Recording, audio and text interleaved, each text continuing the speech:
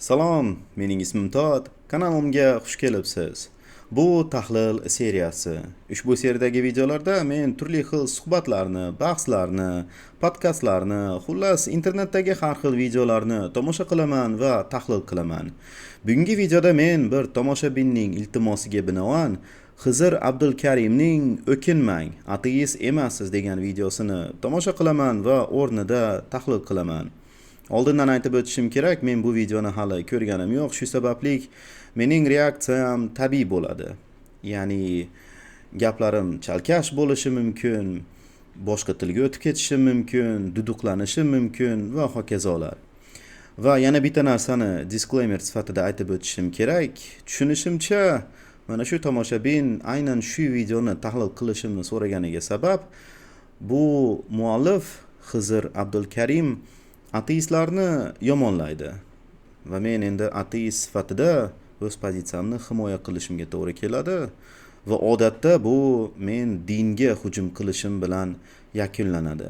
Ya'ni agar sizga diningizga oid qandaydir negativ fikrlar yoqmasa, iltimos bu videoni ko'rmang. Mana shu ogohlantirib qo'ydim. Iltimos chiqib keting va biz boshlaymiz.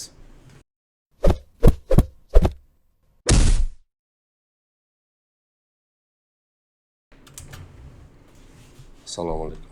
Sanjar, bitta savol sizga. Chiqindilar tozalab yurgan odamlar bor-a? Insonlar chiqarib tashlagan chiqindilar tozalaydi. Yig'ishtirib yuradi.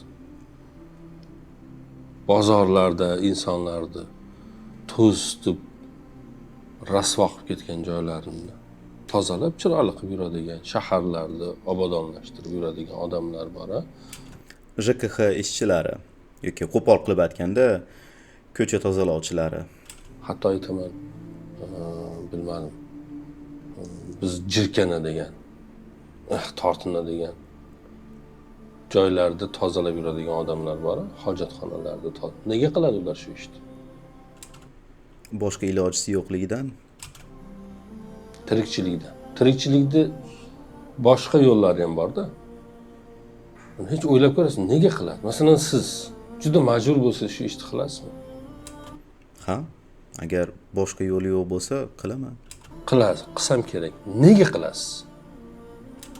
Qornim och. Shuni mendan qarz so'rasangiz, men sizga qarz berib turaman-ku. Qachongacha? Ko'rdingizmi nima uchun qilishingizni? Boshqalarni oldida bo'yin egmaslik, sharafsiz bir holga tushmaslik, vijdonsiz va qarzdor bir holga tushmaslik uchun, boshqalarga muhtoj bo'lib yashamaslik uchun, mo'ltayib yashamaslik uchun siz bu ishni qilasiz. Boshqalar bu ishni qiladi. Nima uchun? Non topish uchun, boshqalarga muhtoj bo'lmaslik uchun, sharafsiz bir holga tushmaslik uchun, qarzdor bir holga tushmaslik uchun. To'g'ri, to'liqon qo'shilaman. Lekin qiziq bir vaziyat, bilasizmi? Ya'ni hozir o'ylamayman, bu odamni hozir men yomonlayman, bu noto'g'ri gapiryapti demoqchi emasman. Yo'q, shunchaki bir qiziq vaziyatni sizlarga aytmoqchiman. Misol sifatida. Videoni qiziqarli qilish uchun. Boshqa dunyoqarash deydimi? Agar bunga mana shu masalaga chuqurroq qaraydigan bo'lsak, aslida O'zbekistonda aksariyat odamlar mana shu JKX ishchilari sifatida ishlashiga sabab ularning mentaliteti va O'zbekistondagi iqtisodiy ahvol. Keling, to'liqroq tushuntiraman. Misol uchun, Yevropa davlatlarida va endi g'arb davlatlarida bu mentalitet yo'q. Mana shu o'zbekchilik mentaliteti. Keling, tushuntiraman. Aytaylik, siz mana yevropalik bir yigitsiz, ilmiy darajangiz yuqori, qandaydir kuchli kvalifikatsiyaga egasiz. Aytaylik, biologsiz. Ya'ni mana ilmiy xodim sifatida ishlashga loyiq odamsiz. Va ish qidiryapsiz, lekin ish topolmayapsiz. Va agar sizda mana shu o'zbek mentaliteti bo'lganda nima qilardingiz? Bo'pti-da, mana shu o'zimga loyiq ish yo'q ekan, mayli endi tirikchilik qilish kerak deb past darajaga qarab borasiz. Boshqa ishni qilasiz. Mana shu o'ziga loyiq bo'lgan darajadan past darajaga tushasiz. Chunki mana birovga qaram bo'lgiz kelmaydi, g'ururingiz bor va hokazolar. Lekin yevropaliklar odatda nima qiladi? Ularda bu tushuncha yo'q. Ya'ni qarang, sharaf tushunchasi qanchalik boshqacha bo'lishi mumkin davlatdan davlatga. Mana shu yevropaliklar Yevropada keng tarqalgan unemployment benefits degan narsadan foydalanadi. Bu agar mantiqan tarjima qiladigan bo'lsak, ishsizlarga yordam degan narsa. Ya'ni mana shu odam ariza yozadi, ish topolmagan odam. Men palonchi pistonchi, mutaxassisligim mana biologiya, mana shunday kvalifikatsiyalarga egaman, lekin ish topolmayapman deb ish byurosiga arizani topshiradi. Mana shu tashkilot tekshiradi arizasini, ko'radi mutaxassisligini, da'volarini tekshirib chiqadi va agar haqiqatan ham shunday bo'lsa, xo'p deydi, davlat g'aznasidan mana shu odamga mana shu ishsizlik oyligini beradi har oy. To mana shu odam ish topmagunigacha, o'ziga loyiq ish topmagunigacha mana shu oylikni oladi. Unemployment benefits. Mana shu narsa. Qarang mana. Va keyin ishini topgandan keyin bo'ldi. Mana shu tekinga pul olish yo'qoladi va keyin o'zini ishini boshlaydi.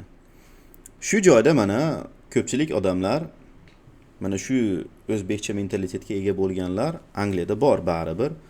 Ular buni baribir qaramlik deb o'ylaydi, chunki bu o'zi haqiqatan ham qaramlik. Ya'ni siz boshqa odamlarning oyligidan bir qismini yeb qo'yyapsiz, o'zingiz og'anab yotganligingiz sababli.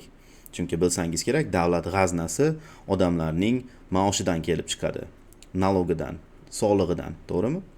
Tushundingiz? Ya'ni mana shuni odamlar ba'zilari, yevropaliklar mana shuni o'ziga ko'rmaydi. Ya'ni men bunchalik past emasman boshqalarning oyligini yegani deb baribir o'zidan past bo'lgan darajaga ishga chiqib ketishadi. Lekin aksariyat bunday qilmaydi, yotadi. Qachonki meni darajamdagi ish topiladi ekan deb. Mana shu. Va endi to'g'ri hozir bu misolda yo'q, agar umuman ilmsizlar haqida gap ketayotgan bo'lsa-chi desangiz, bu endi boshqa masala bo'ladi va bu ham baribir o'zgacha misol bo'lishi mumkin. Amerikaga qaraydigan bo'lsak. Misol uchun Amerikada aytaylik, sizning ilmiy darajangiz unchalik yuqori darajada emas, o'ta past deylik. Aytaylik mana shu JKH ishchisiga loyiq darajada past. Shunda ham lekin baribir siz ishsiz bo'lishingiz mumkin va mana shu ishsizlar yordamini olishingiz mumkin. Chunki Amerikada mana shu JKH ishchisi bo'lishi ham qiyin masala. Oson emas. Men ishsizman ekan demak borib hozir ko'chada shupirishim mumkin deya olmaysiz Amerikada. Odamlar очередga turadi bu ishni olish uchun. Chunki bu davlat ishi, bu degani oyligi yaxshi, ko'plab imtiyozlari bor, sanatoriya, putyovka, pensiya va hokazolar. O'zbekistonga o'xshab xo'rlangan ish emas, 500 ming oylik berib qo'yadi, bo'ldi, bor yo'qol degan. Unaqa emas. Amerikada hatto JKH ishchilari yaxshi oylik oladi. Shuning uchun ko'plab odamlar bor Amerikada, tom ma'noda bomj, ya'ni ishi yo'q, uyi yo'q, hech narsasi yo'q, lekin baribir har oy qanchadir pul olib turadi davlatdan, mana shu ishsizligi sababli. Chunki bo'la olmaydi, shunday chiqib ertasi kuni ko'cha shupirgani ishga chiqa olmaydi. Kutish kerak, qanchadir vaqt kutish kerak. Hamma ham bo'la olmaydi. Agar mana shunda o'zbekning mentaliteti bo'lganda, baribir shu holda ham bir yo'lini topib tirikchilik qilishga urinar edi. Misol uchun O'zbekistonda nima qilishadi? Agar JKH ishchisi bo'la olmasa ham hech bo'lmasam olib sotarlik qiladi. Misol uchun qayerdandir 1 kilo olmani olib, bechora shu qanday qilib bo'lsa ham pul topish uchun prilavkaga shu 1 kilo olmasini qo'yib, ozgina ustiga pul qo'shib, balandroq narx qo'yib tirikchilik qiladi. 1000 so'm, 2000 so'm bo'lsa ham. Amerikada afsuski bunday odamlar deyarli yo'q. Shunaqa gaplar. Ajoyib, a? O'zbekistonda iqtisodiy ahvolga keladigan bo'lsak, tushunishimcha O'zbekistonda bor mana shu ishsizlarga yordam, lekin g'arb davlatdagichalik rivojlangan emas. Tushunishimcha, agar xato qilayotgan bo'lsam, bironta iqtisodiyotchi yoki siyosatchi bo'lsa iltimos to'g'rilab qo'yinglar xatoyimni. O'zbekistonda mana shu eski SSR davridan qolgan tizim bor. Ya'ni ishsizlarga yordam deganda pul emas, faqatgina qandaydir mahsulot hisoblanadi. Ya'ni oyda 2 marta yoki oyda 3 marta mana shu ishsiz odamga mahsulot berish. Guruch, go'sht, yog' va shunga o'xshash. Va tushunishimcha, mana shu mahsulot miqdori shu darajada ozki, odamlar or qiladi buni olgani. Shu sababli nima bo'lsa ham tirikchilik qilaman deb mana shu JKX ga chiqadi ishga yoki bundan ham past darajadagi ishlarni qiladi. Shu ajoyib demoqchiman. Bu odamga to'laqon qo'shilaman. Hozir buni yomonlash niyatim yo'q. Shunchaki mana bir qiziq vaziyat.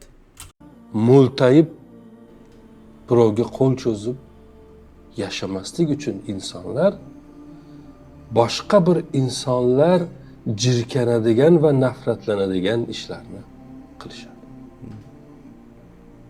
Albatta halol ishlarni nazarda tutib aytyapman.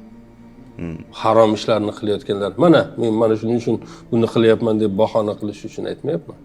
Men halol ishlarni aytyapman. Bizning ko'zimizga u juda chirkin bo'lib ko'rinayotgan bo'lishi mumkin, lekin u mehnatni yaxshi yomonni nimasi bo'lmaydi. Inson mehnat qiladi, pulini, rizqini topib yeydi. Bu dunyo shunday. Zo'r. O'kinmaslik kerak. O'kinmaslik kerak. O'kinmaslik yana afsuslanmaslik deganimi? To'g'ri. Nimaga afsuslanadi?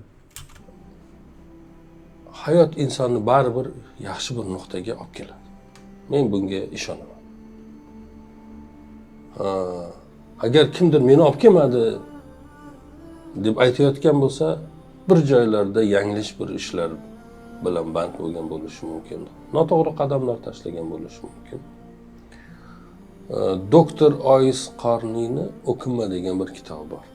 Men yaqinda Toshkentdagi Alif do'konida ukalarimizdan iltimos qildim. Kitobni menga bu yerga yuborishdi. Hozir yana o'qib chiqyapman. Oyis Qorniyni O'kinma degan bir kitob.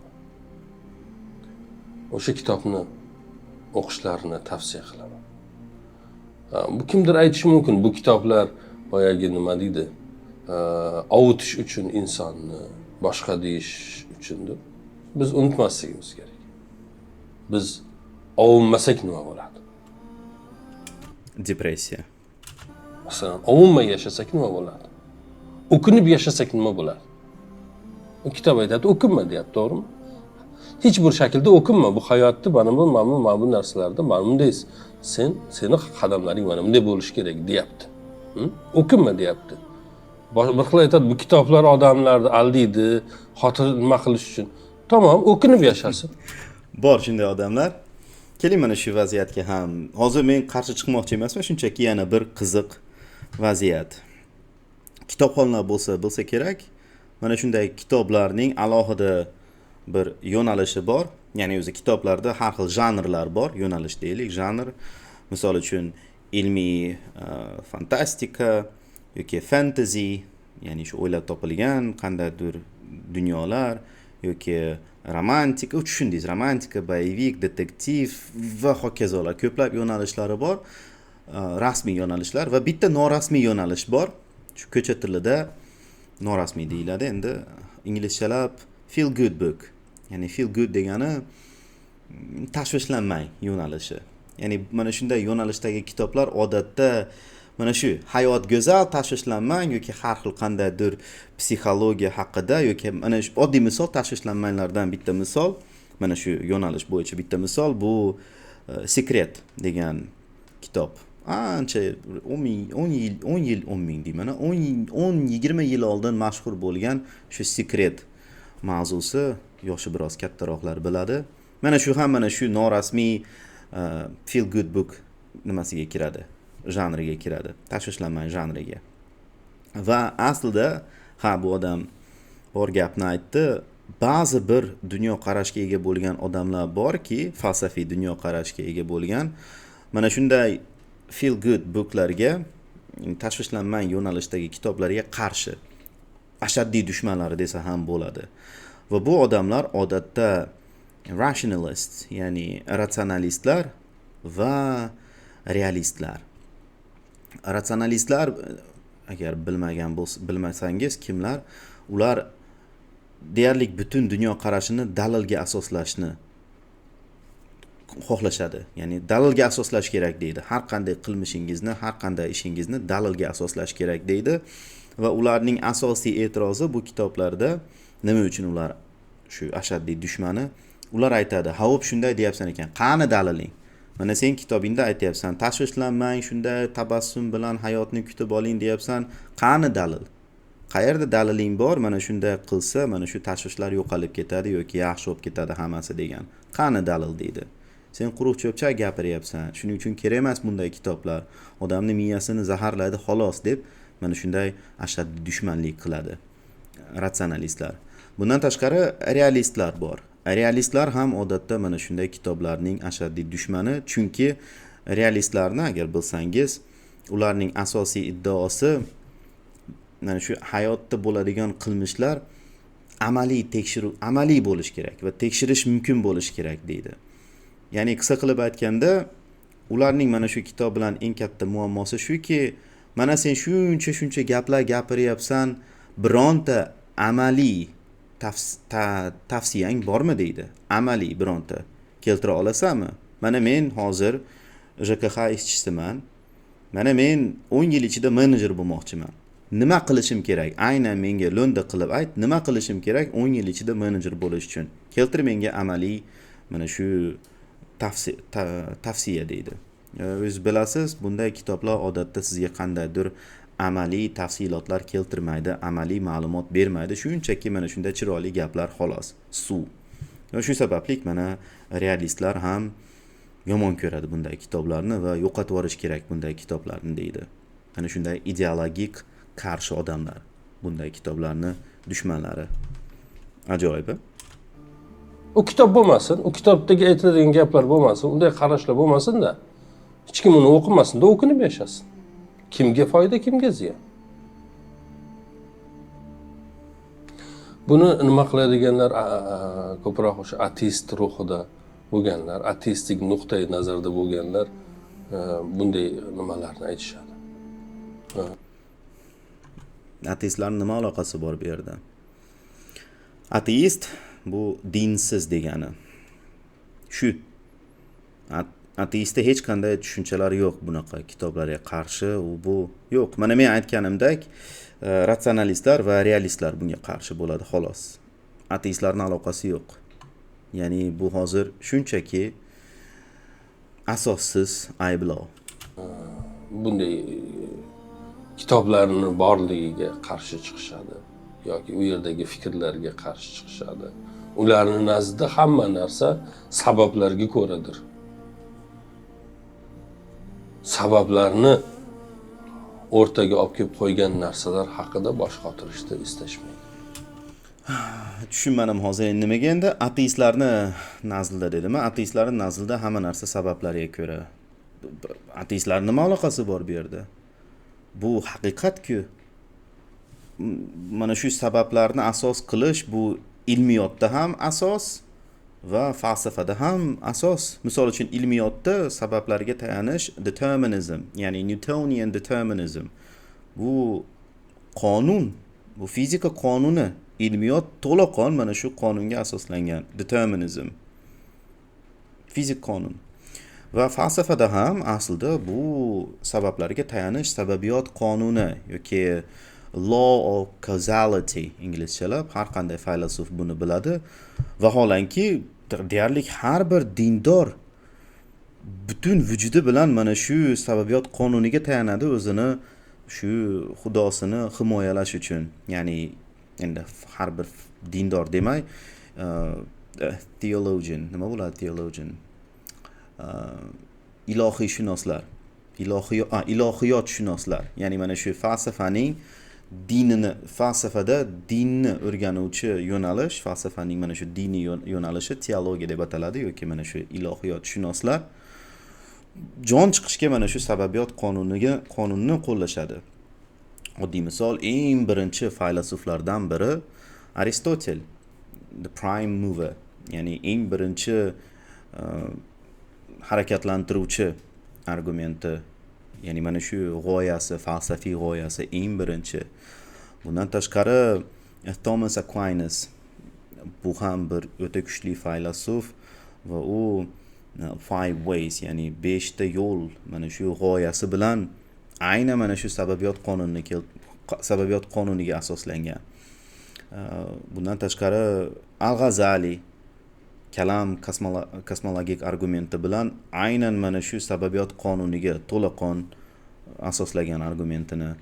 Hattoki Ibn Sino, to'g'risi arabchasida esimda yo'q argumentining nomi, lekin tarjimasi haqiqat dalili menimcha shunga o'xshash bir argumenti bor. To'laqon sababiyot qonuniga asoslangan. Ya'ni mana shu sababiyot qonuni ilm fan va falsafa asosi. Nimaga bu odam hozir ateistlarni tiqiyapti? Ateistlar uchun faqat sabab. Hamma uchun, faqat ateistlar uchun emas. Hamma uchun sabab bor. Sabab asosli demoqchiman.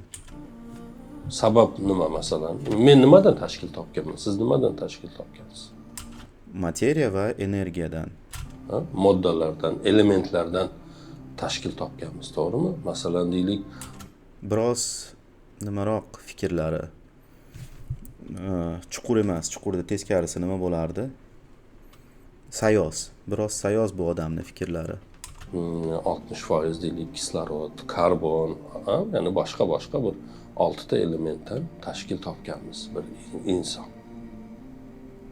Qaysidir 60%, qaysidir 1%, qaysidir 10%. O'shalarni birikishi natijasida biz paydo bo'lganmiz. To'g'rimi? Endi siz tasavvur qiling. Bir binoga kirdingiz, u yerda elementlar saqlanadi, elementlar turadi. Har xil o'sha Mendeleyev sistemasida bor hammasi bir shishalarga solingan. Tasavvur qilyapsizmi? Deraza ochilib ketdi-da, shamol bo'ldi-da, hammasi yerga to'kilib ketdi. Ularni birlashishi uchun sabab paydo bo'ldi, tamommi? Ateistlar aytayotgan sabab yuzaga keldi.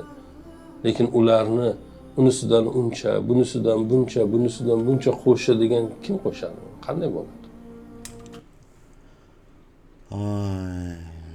Okay. Bu odam hozir keltirgan misoli false analogy deb ataladi va hozir bu odam rasman nimaga? Mantiqiy xatoga yo'l qo'ydi hozir. Xohlagan faylasufizdan so'rashingiz mumkin. False analogy, ya'ni noto'g'ri misol keltirdi. Noto'g'ri misol keltirish mantiqiy xatosiga yo'l qo'ydi. Keling tushuntirib beraman nima demoqchiman. Bu odam faqatgina sababni keltirdi xolos, lekin sababdan tashqari yana bitta narsa bor. Shakllanish uchun zarur bo'lgan va har qanday narsaga o'zi zarur bo'lgan. Ya'ni bir qonun tuzadigan bo'lsak, faqat sabab emas. Sababdan keyingi narsa bu muhit. Muhit qani? Keltirgan misolini qarang. Mana shu misolini oladigan bo'lsak, mana shu. Unisidan buncha yuzaga keldi. Lekin ularni unisidan uncha, bunisidan buncha, bunisidan buncha qo'shadigan kim qo'shadi? Qanday bo'ladi? Kim qo'shadi emas, muhit nima? Nima uchun shunda qo'shilgan deb savol berish kerak. Mana shu savolni berishni o'rniga kim qo'shadi? Qani u bu deganini o'zi mana shu mantiqiy xato. Mana keling tushuntirib beraman. Oddiy misol suv. Mana suv molekulasini olaylik. Mana bu aytayapti shuncha, buncha, uncha. Mana suv molekulasida nima sababdan aynan bitta kislorod va ikkita vodorod? Nimaga? Nimaga H2O? Nimaga? Nimaga H3O emas yoki H5O2 emas? Nimaga? Sababi mana shu muhit. Aniqroq qiladigan bo'lsak, mana shu kislorod atomida sirti to'liq bo'lishi uchun 8 ta elektron kerak. Lekin kislorodni o'zida faqatgina 6 ta elektron bor. To'liq bo'lishi uchun 8 ta kerak. Ya'ni 2 ta elektron uchun bo'shliq bor. Vodorodda nechta elektron bor? Bitta vodorodda bitta elektron bor. Va aynan shu sababli mana 2 ta vodorod qo'shila oladi bitta kislorodga. Hech qachon siz bitta kislorodda 3 ta vodorodni ko'ra olmaysiz, chunki kislorodda faqatgina 2 ta elektronga joy bor xolos. Va mana shu 2 ta elektronga joy bo'lganligi sababli 2 ta vodorod qo'shildi. Mana muhit. Tushunyapsizmi? Muhit bo'lganligi sababli, mana qarang, sabab, muhit. 2 ta vodorod va kislorod bir-biriga qo'shildi va suv molekulasi bo'ldi.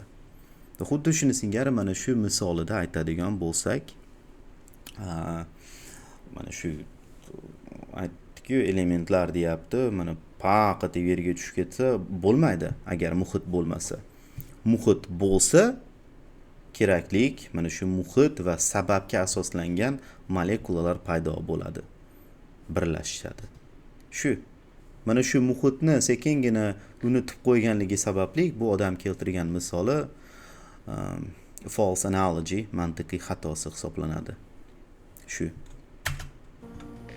Hozir men sizga tuxumni bunday qo'limga qo'yib, unda aralashtirib, suvni qo'yib, aralashtirib, yuziga qarab otib yuborsam, yuziga borib bu tekkanda keks bo'lib tegadi. Buncha xamir bo'lib tegadi. Nega? Men hamma sababini qildim, nega keks bo'lib qolmadi? Bu savolni yana bir bor mana shu false analogy, yana bir bor mana shu rasmiy mantiqiy xatosiga yo'l qo'ydi bu odam. Orangizda keks kim qila oladi? Mana sizlarga savol. Mana sizga shunday hozir bu odam aytganidek suv, un va tuxum dedimi? Sut, xullas tushundingiz. Mana shu aytgan mahsulotlarni, ingrediyentlarni sizga berib qo'yib, aralashtir desam, siz aralashtirsangiz keks bo'lib qoladimi? Yo'q. Nimaga? Chunki muhit yo'q. Bu misolida qaysi muhit yo'q? Thermal, ya'ni temperatura, o'zbekchalab bilmayman qanday bo'ladi. Thermal muhit yo'q. Ya'ni issiqlik yo'q. Agar issiqlik bo'lganda mana shu temperatura, harorat muhitini yaratib berganingizda, mana shularni aralashtirib bo'lib, keyin haroratni bersangiz, keyin keks bo'ladi. Tushunyapsizmi? Bu odam mana shu muhitni sekingina yig'ishtirib qo'yib, mana aralashtirib betingga otsang keks bo'lmaydi-ku deyapti. Betimga otmasangiz ham keks bo'lmaydi. Nimaga endi bunday deyapsiz? Ko'ryapsizmi? Bu odam yo atayin shunday noto'g'ri qilyapti misollarini, yoki shunchaki o'qimishsiz, mantiqdan xabari yo'q. To'g'risida mana siz keks qiladigan odam, shunchaki mana shu ingrediyentlarni aralashtirsangiz keks bo'ladimi? Yo'q. Ya'ni muhit kerak. Muhitni qilib berishingiz kerak. Shu odam misolida mana shu narsalarni aralashtirib betimga otsangiz, mana shu uchayotgan paytida misol uchun mayerda shunda qandaydir 100 gradus issiqlik yoki undan ham battar issiqlik bo'lsa, mana shu issiqlikdan o'tayotsa, mana shu otgan narsasi keks bo'ladi. Chunki mana kerakli muhitni oldi. Tushundingiz-a? Lekin bu odam buni unutib qo'ydi. Hamma elementni aralashtirdimi? Hammasini aralashtirdingiz, keks bo'lmaydi. Qizitganingizdan keyin keks bo'ladi. Tushuntirib oldimmi? Tushunmadingiz. Bir kitob tasavvur qiling. U kitobdagi harflar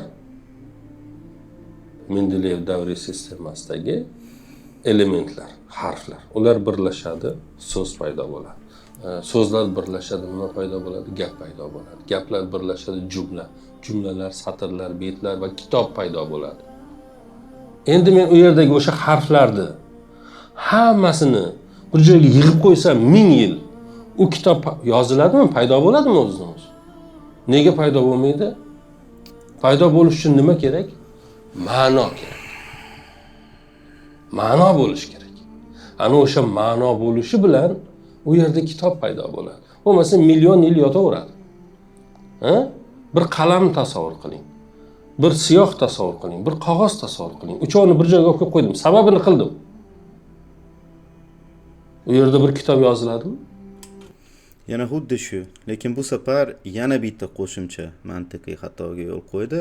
Ya'ni birinchi mantiqiy xatosi yana xuddi shu false analogy va ikkinchi xatosi endi false cause. Ya'ni yolg'on yoki xato sababiyotni keltirib beryapti. Ya'ni harflarni qo'yib qo'ysangiz kitob bo'lish kerak deyapti. Bu xato sababiyot. Qayerda bunday? Hech qachon randomlikdan aniq bir ma'no kelib chiqmaydi. Siz xohlagan ma'no.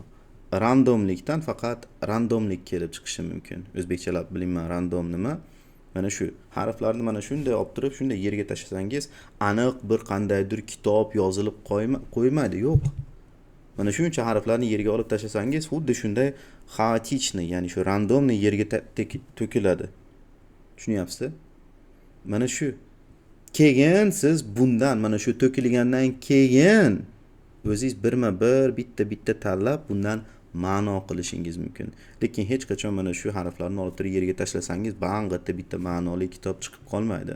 False cause, ya'ni mana shu yana bitta mantiqiy xatoga qo'shimchasiga yo'l qo'ydi. Nimagadir odamlar shunday, avvalambor hech kim bunday demaydi. Tushunyapman hozir bu odam nima demoqchi?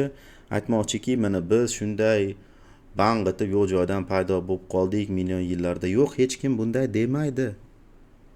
Bu qilayotgan ishingiz, endi hali beri bu ishni qilganingiz yo'q, lekin tushunib turibman qanday yana bitta mantiqiy xatoga yo'l qo'yasiz.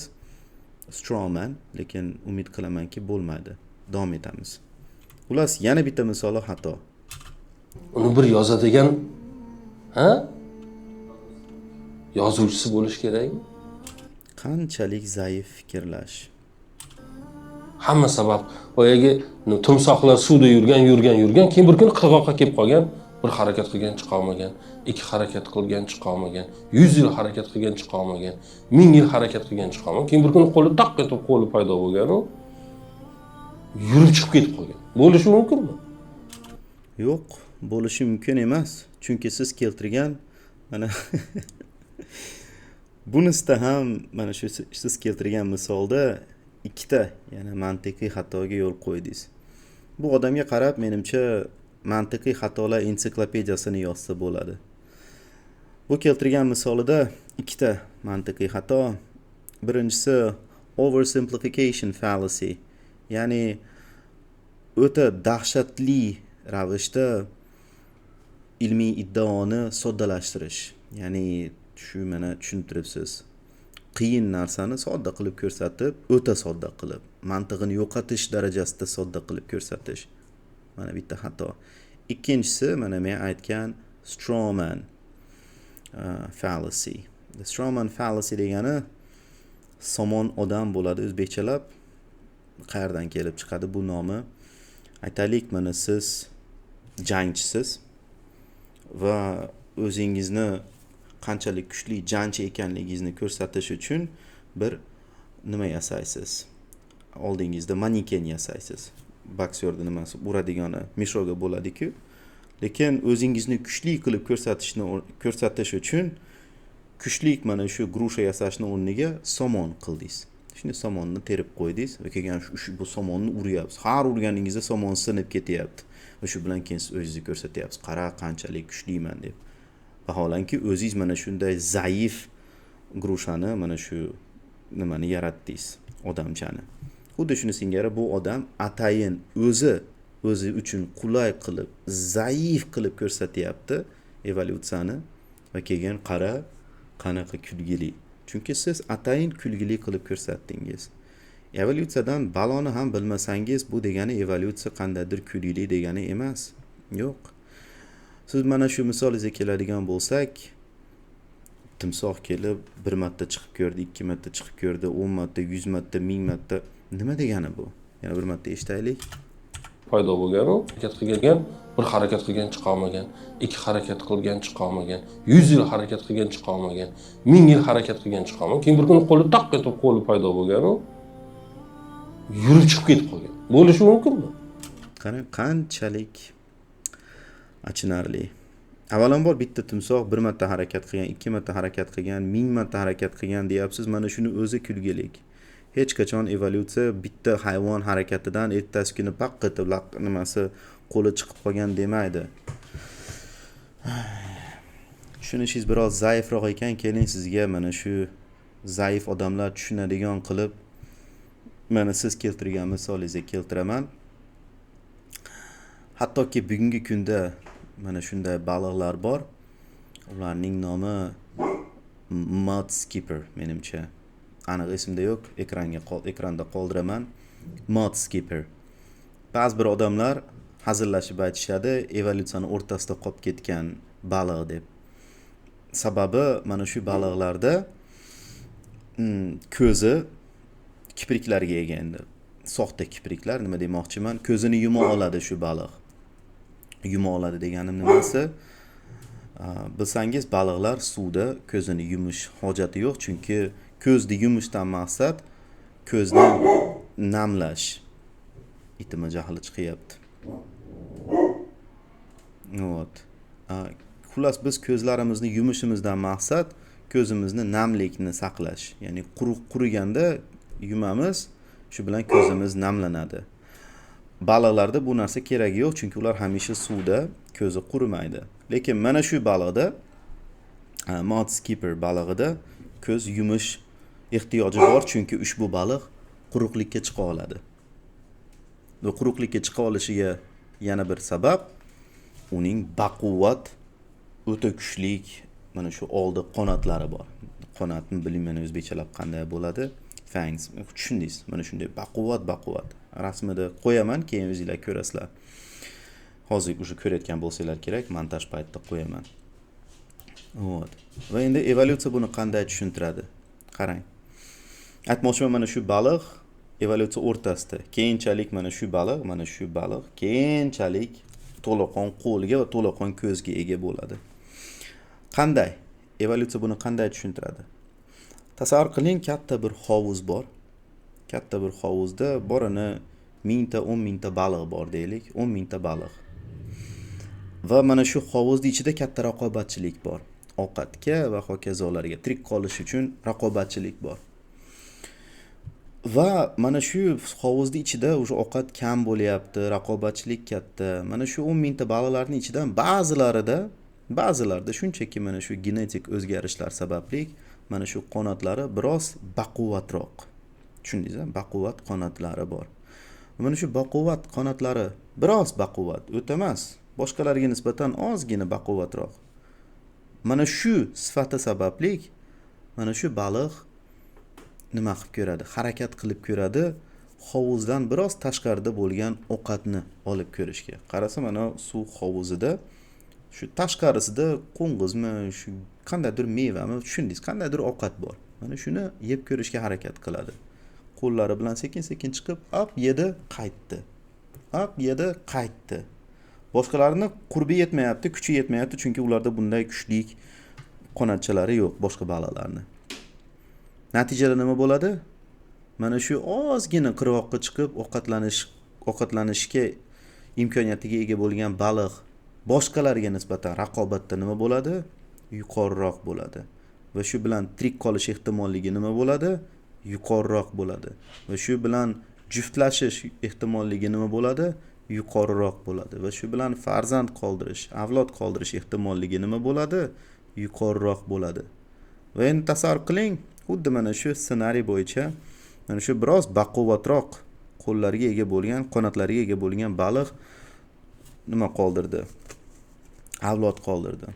Uning avlodlari ham xuddi o'ziga o'xshagan biroz baquvvatroq qanotlar bilan tug'iladi, to'g'rimi? Biz barchamiz bilamiz, o'zingiz qanday bo'lsangiz, farzandlaringiz sizga tortadi. Va eng qizig'i, ularning orasida ba'zilari sizdan ham ko'proq mana shu sifatlarga ega bo'lgan tarzda tug'iladi. Misol uchun, siz bo'yi uzun odam bo'lsangiz, 10 ta farzand ko'rsangiz, shu 10 tasidan kamida bitta ikkitasi sizdan ham uzunroq bo'ladi. Tushunyapsiz-a? Mana shu genetik o'zgarishlar sababli. Ba'zilari o'ta past bo'lib tug'ilishi mumkin, ba'zilari sizdan yuqoriroq. Xuddi shuni singari mana shu qanoti biroz rivojlangan, biroz baquvvatroq baliqning ba'zi bir farzandlari yanada ham baquvvatroq mana shu qanotlar bilan tug'iladi. Va endi siz mana shunday qirg'oqdan ovqat yeyishni o'rgangan baliq o'zingizni avlodingizga nimani o'rgatasiz? Xuddi shunday qirg'oqdan sekin-sekin ovqatlanishni o'rgatasiz. To'g'rimi? Hayvonlar bunday qiladi-ku. Ha?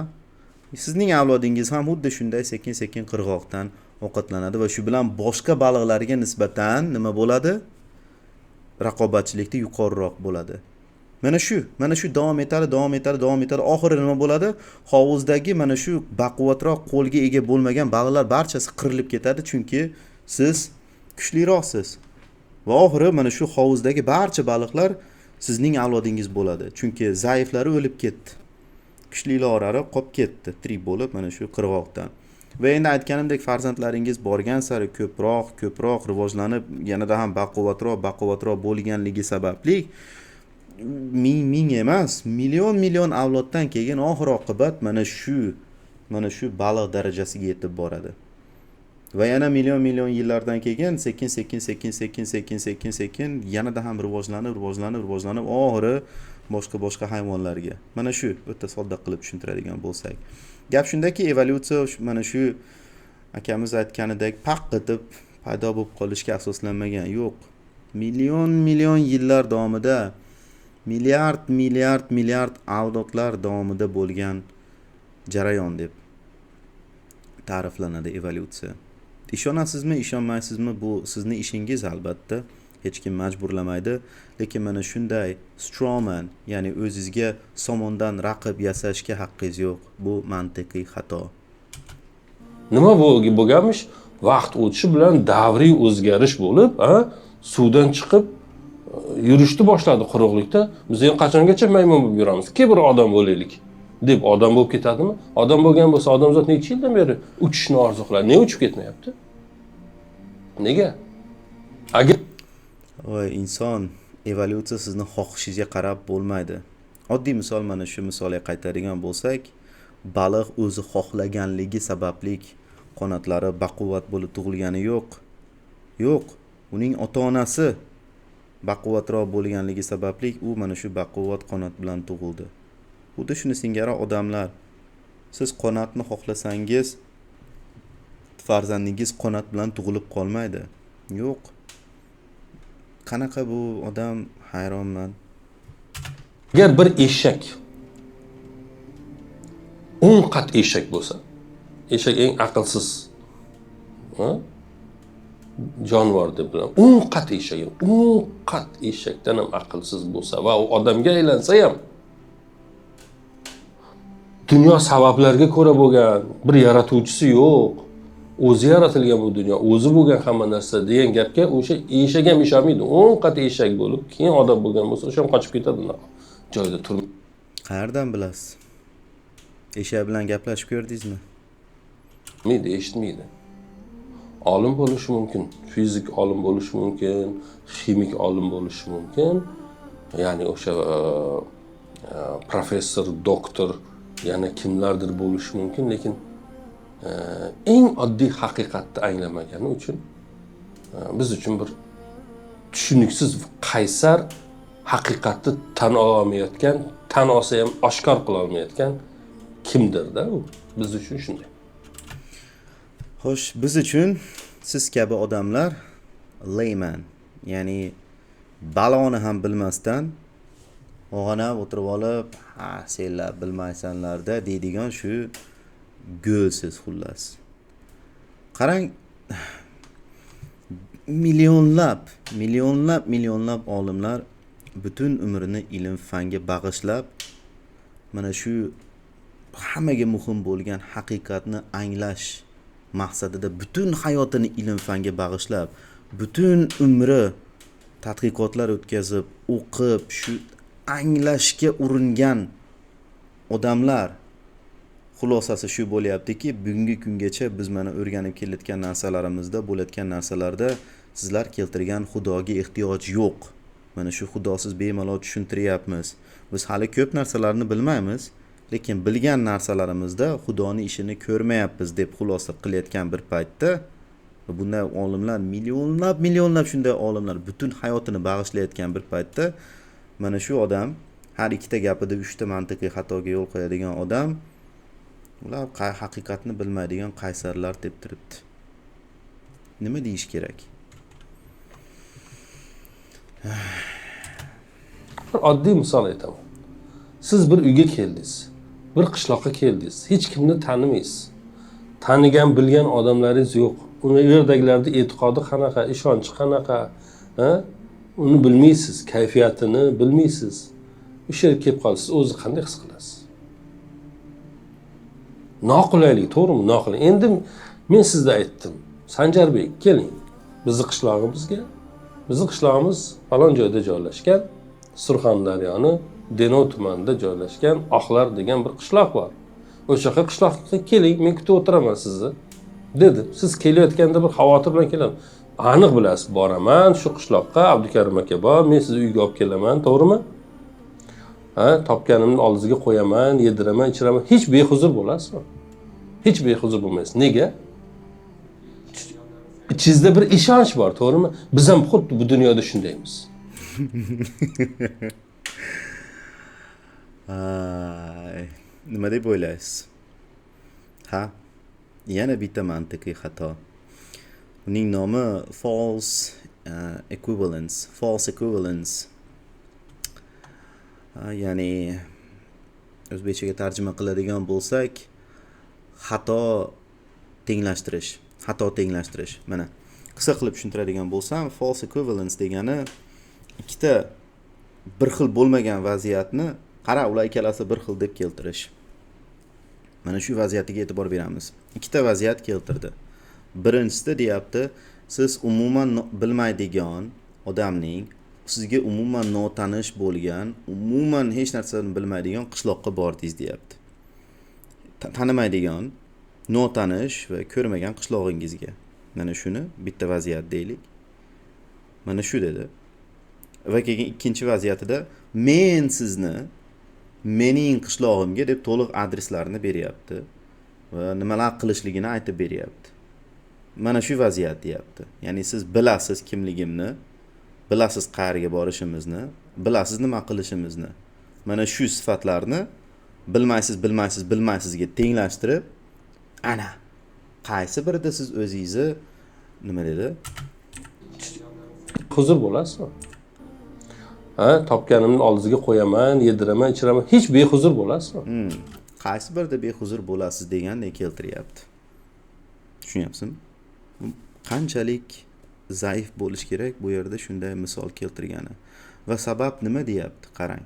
Bunisida siz bunisida behuzur bo'lmaysiz, bunisida behuzur bo'lasiz, bunisida bo'lmaysiz deyapti va sabab nima? Bilim emas. Qarang nima dedi. Meni bilishingiz emas. Hech behuzur bo'lmaysiz. Nega?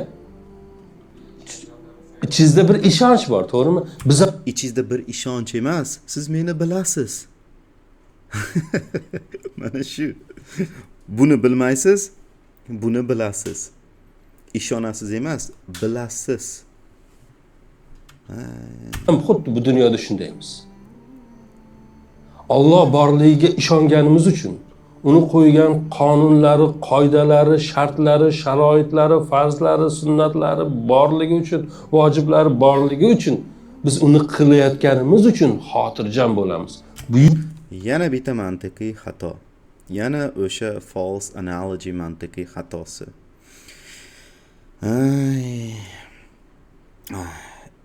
Ya'ni nima demoqchiman? Qarang, bu odam nima deyapti? Mana siz meni bilasiz. Siz meni taniysiz, siz meni bilasiz. Men sizga hamma narsani aytib berdim. Mana shu joyga boramiz. Siz o'zingizni xotirjam his qilasiz. Xuddi shuni singari biz mana shu dunyodamiz. Biz Allohni bilamiz, u bu deyapti, lekin biz Allohni bilmaymiz. Siz Alloh borligini bilmaysiz. Siz ishonasiz. Tushunyapsizmi? Men sizni borligingizga ishonmayman. Men sizni borligingizni bilaman. Mana men sizga qarab turibman va tushunib turibman, bu sun'iy intellekt emas. Sun'iy intellekt bunday kechirasiz, ponchik erkaklarni qilmaydi. Bunday mantiqsizlik gapiradigan narsalarni sun'iy intellekt chiqara olmaydi. Va bu bir video eski, 3 yil oldingi video. Qilmagan, yo'q bo'lgan bu paytda. Shuning uchun aniq bilamanki, siz borsiz, siz mavjudsiz, ko'rib turibman, bilib turibman. Buni ishonch bilan tenglashtirib bo'lmaydi. Siz tenglashtiryapsiz. Mana false analogy, mantiqiy xatosi. Xohlagan filosofingizdan so'rang, bu kishining har bir og'zidan chiqayotgan gapi mantiqiy xato. Buyuk yaratuvchini amrlariga, buyruqlariga bo'yinsunib yashayapman deb ishonasiz. Shuning uchun biz xotirjam bo'lamiz. Ishonmay yashayotganlar, rad etib yashayotganlar boyagi sizni birinchi hech narsadan xabaringiz yo'q. Nimaga qilayotganingizni ham bilmaysiz. Biror narsani rad etishdan oldin bu narsa isbotlangan bo'lishi kerak. Yo'q narsani rad etish mantiqsizlik. Siz birinchi borligini isbotlang va agar borligini bilib turib men yo'q desam, mana shu rad etish bo'ladi. Borligini isbotlang birinchi inson. Istagan razillikni qilishingiz mumkin. U qishloqdagilar siz yo'q. Nimaga qilayotganingizni ham bilmaysiz. Istagan razillikni qilishingiz mumkin. U U qishloqdagilar sizni jazolaydimi, mukofotlaydimi bilmaysiz. Jazo mukofot nimaligini ham bilmasligingiz kerak edi. Axloq normalari qayerdan shakllandi? Kim shakllantirdi ularni? Odamlar o'zidan o'zimi axloq normalarini Ha, odamlar o'zlari shaklladi axloq normalarini. Mana shuni ishlatgan holda. nima yaxshi, nima yomon, nima oq, nima qora qanday aniqladik? Mana shu bilan aniqladik. Odam alayhissalomdan beri kelgan payg'ambarlar bizga bu chegaralarni o'rgatib qo'yib keldi. Avvalambor odam alayhissalom borligi ilmiyotga zid. Butunlay zid. Yoki siz rostdan ham biz aka-singillar bir-birini itarishdan kelib chiqqanmiz deb o'ylayapsizmi? Ya'ni bugungi kunda 8 milliard odam boshi insestga asoslangan demoqchimisiz? O'zingiz o'ylang. Odam ato o'zidan chiqarib momohamoni yaratib berdi. Ya'ni o'zini o'zi uji qilyapti. Bundan keyin ularning farzandlari bir-birini qilyapti. Opa-singillar, aka-singillar, opa ukalar, aka-singillar tushundingiz, bir-birini qilishyapti. Qanchalik mana shu joyda kamlik bo'lish kerak bunday ertaklarga ishongani. To'g'ri 1400 yilgi odamlar bunga ishonishgan, chunki tushunib turibsiz, unchalik saviyali bo'lmagan. Endi siz 21-asrda bu narsaga ishonib turishingiz uchun qanchalik qoloq bo'lishingiz kerak. Hayronman. Lekin bilasizmi, xo'p desak ham, mana shunda odamlar haqiqatan ham bor. Xudosi sen qanday bilasan nima yomon, nima yaxshi? Xo'p, mana buni isbotlash juda ham oson. Mana kecha kuni emas, 2-3 oy bo'lib ketdi уже. Ustazation videosini olaylik. Vaynlar yomon deyapti. Qur'ondan bir dona oyat keltirib bering vayn yomonligini ko'rsatuvchi. Qayerdan bilasiz vayn yomonligini? Ha? Qayerdan? Nimaga asoslangan holda vaynni yomon deyapsiz? Bironta hadisingizda vayn yomon deyilmagan. Bironta Qur'oniy oyatda vayn yomon deyilmagan. Ha? Qayerda? Tushunyapsizmi? Biz o'zimiz mana shuni ishlatgan holda xulosa qilib tushunib yetyapmizki, nimasi yomon, nima yaxshi, nima yomon, nima yaxshi. Men vaynni bitta misol qildim, millionlab muammolarni keltirib berishim mumkin. So'rayman sizdan, yaxshimi, yomonmi?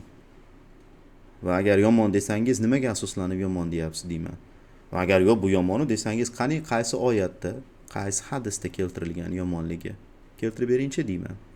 Oxiri yeb qo'yasiz. Tushunasizki, aslida siz miyangizga asoslangan holda tushunyapsiz nima yaxshi, nima yomon. Shu. Men din bo'lishi shart emas menga. Men shundoq ham aqlli bo'lsam bo'ldi-da. Aqlli bo'lsangiz o'zi aqlli bo'la olmaysiz. Aql normalarini qayerdan olgansiz? Qanday aqlli bo'lishingiz mumkin? Siz hatto tan olmasangiz ham, siz hatto rad etsangiz ham, yo'q desangiz ham Alloh qo'ygan normalardasiz. Okey, bu odam shunday surbet ekan. Esinglarda bo'lsa, bir necha marta aytib kelganman, surbet da'volariga surbetchasiga javob beramiz. Shu sababli keling, mana men hozir surbetlik qilaman. Men endi ateist emasman. Men makaron xudosi payg'ambariman. Okey? Pasterianstamidi shu. Xullas makaron, mening xudoyim makaron xudosi. Mana shu joyga qo'yaman. Rasmiy din. Haqqingiz yo'q, bu dinni yolg'on degani rasmiy nimadan o'tgan, registratsiyadan o'tgan din. Makaron xudosi mening xudoyim. Xuddi shu odamning endi gaplarini qaytaraman. Qanday meni nohaqligimni isbotlaysiz? Mumkin. Siz hatto tan olmasangiz ham, siz hatto rad etsangiz ham, yo'q desangiz ham Alloh qo'ygan normalardasiz. Siz qancha inkor qilsangiz, yo'q desangiz ham makaron xudosi qo'ygan normalardasiz. O'sha chegaralarda ichidasiz. Sizni tushunchalaringiz o'sha Alloh qo'ygan chegaralarda rivojlanib kelgan. Hatto siz chegaralarda ichidasiz. Siz o'ylagan barcha chegaralarni makaron xudosi chizib qo'ygan. Buni tan olmayotgan bir ateist bo'lsangiz ham, chegaralarda rivojlanib kelgan. Hatto siz uni tan olmayotgan bir ateist bo'lsangiz ham, sizni butun hayotingizdagi chegaralar Alloh qo'ygan chegaralardir. Buni tan olmaydigan musulmon bo'lsangiz ham, sizning butun hayotingizdagi chegaralar makaron xudosi chizgan chegaralardir. Axloq chegaralari, odob chegaralari. Men Allohga ibodat qilishim shart emas, unga ishonishim shart emas. Men din meni hayotimda bo'lsa bo'lmasa, men yaxshi to'g'ri odam bo'lsam bo'ldi deyotganlarga tepa qanday to'g'ri odam bo'lasiz? Siz to'g'ri odamligingizning normalari qayerda? Kim qo'ygan u normalarni? Makaron xudosi. Bularni bilishadi, his qilishadi, hammasini. Shunchaki nima deydi? Qaysarlik. Yengilroq qilib aytganda, Musulmonlar barchasi biladi makaron xudosi borligini, lekin shu qaysarlikda, shu qaysarda ular bir chiroyli biladi makaron xudosi yuribdi. Yo'q, tan olgisi kelmaydi. qaysarlik, og'irroq qilib aytganda, osiylik. Og'irroq qilib aytganda osiylik. Qaysarda musulmonlar. Bir chiroyli biladi Allohi cho'pchak, makaron xudosi haqiqiy xudo, qaysar, osiylik. Osiylik. Osillik, osil. Osil. Mana bu narsalarni tushunib, anglab, qayerda ekanligimizni, qanday holatda ekanligimizni his qilib yashash bizni mamnun qiladi. Nimaga kelib, nimaga ketayotganimizni, nimaga u ishni qilmayotganimizni bilmaslik bizni barbod qiladi.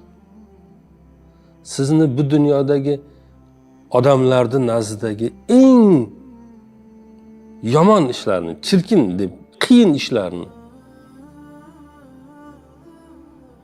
qilayotgan holatingizda ham inson o'laroq saqlab turgan narsa bu o'sha aytganim ishonchdir. Mana shu qalbni gullatib turgan narsadir. Boshqalarga bo'yin egdirmayotgan, qo'l cho'zdirmayotgan, poypatay qildirmayotgan, qiyinchiliklar bo'lsa ham, ahvollar qanday desa, hayoti barbod bo'lib yotibdi o'zi shunaqa odam. Hech narsasi yo'q, na uyi yo'q, na joyi yo'q. Qanisa, alhamdulillah deydi. Alhamdulillah deydi. Hech narsasi yo'q. Lekin Allohga hamd aytadi. Nega? Nega aytadi uni? Chunki ishonchi bor. Bu dunyoni, bu olamlarni hukmdoriga bo'yin ekkan holatda, taslim bo'lgan holatda, uni qazoyi qadariga rozi bo'lgan bir holatda ichida nimasi bor? Sakinati, taslimiyati bor. Ya, bu gaplari to'g'ri lekin. Xuddi siz men qishloqqa chaqirganda qanday xotirjam borgan bo'lsangiz, u ham bu dunyoda shunday xotirjam yashaydi. Hech narsasi bo'lmasa ham. Bu buyuk Allohga ishonmasdan osiy bo'lib yashayotganlar boyagi na nomini, na odamlarini, nimagaligini bilmaydigani bir qishloqqa borgan odamdek xavotir va tahlikada ertasi ko'rmaydi. Nima bo'lishi ma'lum emas, qayerga borayotgani ma'lum emas, kim bilan uchrashishi ma'lum emas, boshiga nimalar kelishi ma'lum emas. U boshiga kelgan ishlarga qanday munosabat qilishi, ularga qanday javob qaytarishi ma'lum emas. Ha, ma'lum emas. Va gap shundaki, sizga ham ma'lum emas. Siz ishonasiz nima bo'lishiga va hokazolarga, o'limdan keyin nima bo'lishiga, lekin sizga ma'lum emas. Siz bilmaysiz. Va biz ham bilmaymiz. Va nima deb o'ylaysiz? Siz bilan mening farqim nimada? Men bilish uchun qo'limdan kelganicha ilm izlayman yoki o'qiyman va hokazolar yoki mana tadqiqotlar, shu olimlarni aytmoqchiman. Qanchadan qancha tadqiqotlar qiladi bilish maqsadida. Sizda qala og'anab yotib olib, men bilaman. Men bilaman, menda sukunatim bor. Baloni ham bilmaysiz. ishonasiz. Muammo yo'q. Odamlar har xil narsalarga ishonadi. Lekin ishonch haqiqat degani emas. Oddiy misol. 2,5 milliard masihiylar Isoga ishonadi. Qanchadan qancha odamlar men Isoni ko'rganman deydi. Meni tushlarimga kirib chiqadi yoki men o'zim ko'rganman deydi yoki qanchadan qancha minglab nimalar masihiylar mana shu Iso qudrati ila oyoqqa turib ketganman deydi. Ishonadi. Shunga. Sizning e'tiqodingiz bo'yicha ularning barchasi adashgan. Ya'ni ularning ishonchi haqiqat emas. Sizning ishonchingiz haqiqat. Tushunyapsizmi? Ya'ni sizning ta'kidlashingizcha 2 milliardning ishonchi haqiqat, qolgan 6 milliard odamning ishonchi haqiqat emas. Tushunyapsizmi? Nimaga asoslangan holda? Va aynan shu sababli olimlar tadqiqotlarni o'tkazadi, tekshirishadi, iloji boricha qo'ldan kelganicha haqiqatni qidirishadi. Siz esa tayyorga men haqiqatni bilaman. Tupurgansiz hammasiga men haqiqatni bilaman deysiz. Bilmaysiz. Ishonasiz xolos. Va ishonch kuchli narsa. Siz yolg'onga ishonib, baribir shu sukunatingizga ega bo'lishingiz mumkin, muammo yo'q. Lekin haqqingiz yo'q. Bilmagan narsangizni bilaman deb boshqalarni betiga chopgani. Haqqingiz yo'q. Qorong'ilikda kezib yurgan qora kiyimdagi bir odam. Hech narsa ko'rinmaydi hayotida. Sizga ham ko'rinmaydi. Ishonasiz, ko'rinadi deb. Men shunday deb o'ylayman. Ular o'zini nima deb oqlaydi, boshqa qiladi. Men buni bilmayman. Bir odamni ya'ni o'z bilmagan narsaga tiqilyapsiz. Bilmaysiz. Men mana ateist sifatida nimalar haqida o'ylashimni bilmasdan menga hukm chiqarib bo'ldingiz. Mana shu video 3 yil oldingi video ekan. Ya'ni men YouTube ga chiqishimdan oldingi video. Mana men chiqishimdan 1 yil oldin mana shu odam chiqib olib ateistlar haqida shunday narsalarni gapiryapti. Yana biror qaytarib o'taman. Ko'pchilik odamlar ateist ekansan, kim seni tegyapti? Mana shu odam men chiqishimdan 1 yil oldin meni tegibdi mana. Ateistlarni qanday yomonlayapti hozir? Kitoblarga qarshi, avvalambor ateistlar bilan ratsionalist yoki realistlarni farqiga bormaydigan odam ekan. Sababiyot qonuni nimaligini bilmaydi ekan. Determinizm nimaligini bilmaydi ekan. Haqiqat bilan ishonch farqiga bormaydi ekan. Ikkita gapida 3 ta mantiqiy xatoga yo'l qo'yadigan odam ekan. Va yana oddiygina haqiqatni men bilaman, qolgan olim bo'lami, kim bo'lami bilmaydi ekan deb tirjayib turgan odamman shu. Ahvolini qarang. o'kinmasdan yasha. Yana o'zi tan olyapti. Men ular nima deyishini bilmayman, lekin men shunday deb o'ylayman. Zo'r, молодец. Mana betizga aytaman. Hech narsani bilmaysiz. Hech narsani bilmasdan xulosa qilyapsiz. O'zingizni tor fikrlashingizga asoslangan holda. Yashashi o'kinib yashashidan yaxshiroqdir. Bu odamni o'kinmasdan yashashi o'kinib yashashidan yaxshiroqdir. Uni ahvoli bir xil bo'lsa ham. Albatta. Qaysi ateist o'kinib yasha deyapti? Qaysi? Butun videoyingiz bilan hozir ateistlar o'kinib yashashing kerak deyapti degandek qilib qo'ydingiz. Ikkalasining hech narsasi yo'q. Bittasi o'kinmay yashaydi. Bittasi o'kinib yashaydi. O'kinmay yashayotgan nega o'kinmay yashaydi? Nega? Chunki bir kuni bularning hammasini evazi borligini biladi. Bilmaydi, ishonadi. Bu nega o'kinib yashaydi? O'laman, yo'q bo'laman deydi. Tirikligimda ham hech narsa qila olmadim deydi. Mantiqsizlik, qarang. O'kinishiga sabab o'laman, yo'q bo'laman. O'laman, yo'q bo'laman degan odam o'kinmaydi. Yo'q bo'laman. Nimaga o'kinishim kerak? O'laman, yo'q bo'laman. Ya'ni bitta oddiygina argument ham keltirmayapti bu odam. Birinchi gapi ikkinchi gapiga zid. Tamam, bo'ldi. Kitobni yana bir marta eslatib qo'ying. Oyiz Qarniy O'kinma kitobi Toshkentda sotilyapti. Alif kitob do'konida bor. Sotib olib o'qishlari mumkin istaganlar. Sog' bo'ling.